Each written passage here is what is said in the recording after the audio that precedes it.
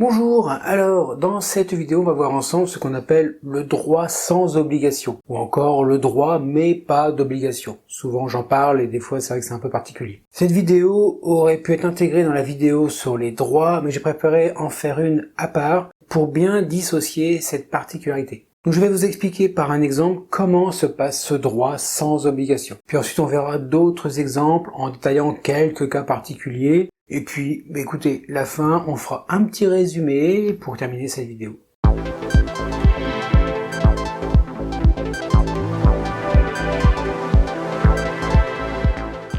Alors dans cette vidéo, on va parler d'obligations, de perte de droit de vote, d'actionnaires, d'investisseurs, de dividendes, d'obligations, encore et encore divers autres mots. Si vous ne les comprenez pas, vous prenez pas la tête. La description de la vidéo contient des liens. Les liens vont vers une certaine quantité d'autres vidéos. Il y en a 250 en tout sur les mots de vocabulaire, donc allez-y, c'est pour vous.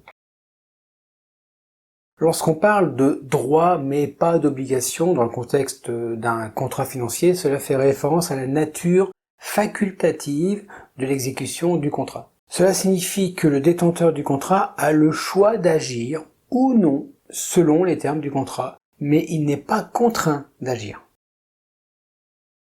Dans le cas des options par exemple, le détenteur de l'option a le droit d'acheter, une option d'achat, ou de vendre, donc l'option de vente, l'actif sous-jacent à un prix convenu à une date future prédéterminée. Cependant, il n'est pas obligé d'exercer ce droit. Il peut choisir de le faire si cela a un avantage pour lui, mais il peut également décider de ne pas l'exercer si les conditions ne sont pas du tout favorables. Et c'est très très bien. Cette caractéristique de droit mais pas d'obligation offre une flexibilité aux détenteurs de contrats financiers. Ils peuvent donc du coup profiter des opportunités de marché favorables tout en limitant les pertes potentielles en cas de conditions défavorables. Cela permet également aux investisseurs de gérer leurs risques et d'adapter leur stratégie en fonction de l'évolution des conditions de marché. Vous avez le droit de souscription. Lorsqu'une entreprise émet de nouvelles actions, elle peut accorder à ses actionnaires existants le droit de souscrire à ces nouvelles actions à un prix préférentiel. Vous pouvez donc du coup choisir d'exercer ce droit en achetant les nouvelles obligations, mais vous n'y êtes pas du tout obligé. Pour les dividendes aussi, si vous possédez des actions dans une entreprise, vous avez le droit de recevoir des dividendes, si l'entreprise bien sûr décide d'en distribuer. Vous pouvez choisir de réinvestir ces dividendes dans l'achat d'autres actions et de les recevoir en espèces. Vous pouvez choisir de réinvestir ces dividendes dans l'achat d'autres actions ou de les recevoir en espèces. Vous avez aussi par rapport au droit de vote, les actionnaires ont généralement le droit de voter lors des assemblées générales pour des décisions importantes concernant l'entreprise, comme le choix des membres du conseil d'administration par exemple. Vous pouvez exercer ce droit en votant ou en déléguant votre vote, mais vous n'y êtes pas obligé de le faire. Concernant le droit de céder ou de vendre des titres,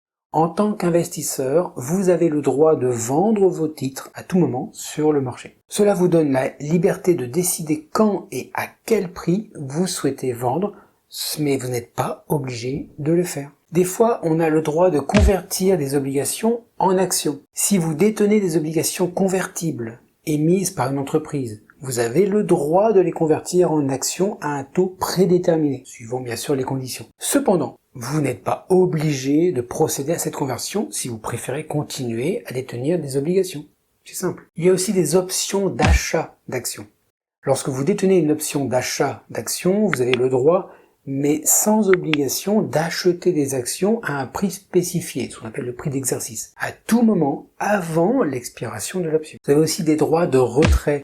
Dans certains cas, les actionnaires peuvent avoir le droit de se retirer d'une entreprise dans le cadre d'une transaction spécifique, comme une fusion ou une acquisition. Donc vous pouvez choisir ce droit, si vous n'êtes pas d'accord avec les termes de la transaction, mais sans obligation non plus. Il y a aussi des droits pour participer à des offres publiques.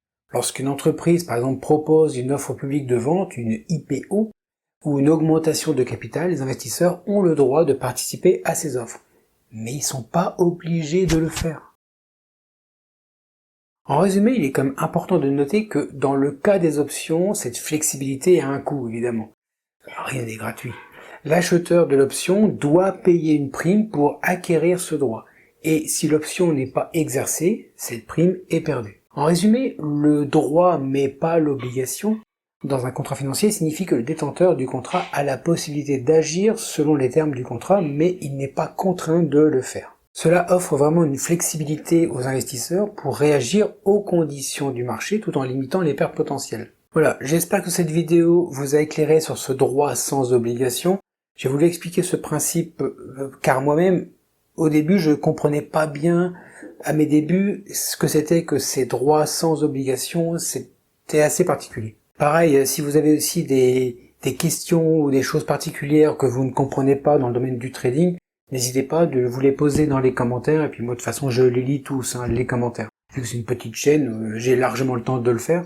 Donc allez-y, faites-le dans les commentaires, puis moi je lirai, et puis potentiellement je ferai une vidéo associée et pour vous répondre. Allez, c'est le moment de vous quitter. Bon écoutez, profitez-en, abonnez-vous, d'autres vidéos arrivent, il y en a environ 2-3 par semaine, donc allez-y. Et puis maintenant, moi je vais vous laisser faire de très bons trades, je vous les souhaite vraiment de fond du cœur. Et puis faites gaffe quand même sur les marchés, n'oubliez jamais que les marchés sont fourbes. À très bientôt.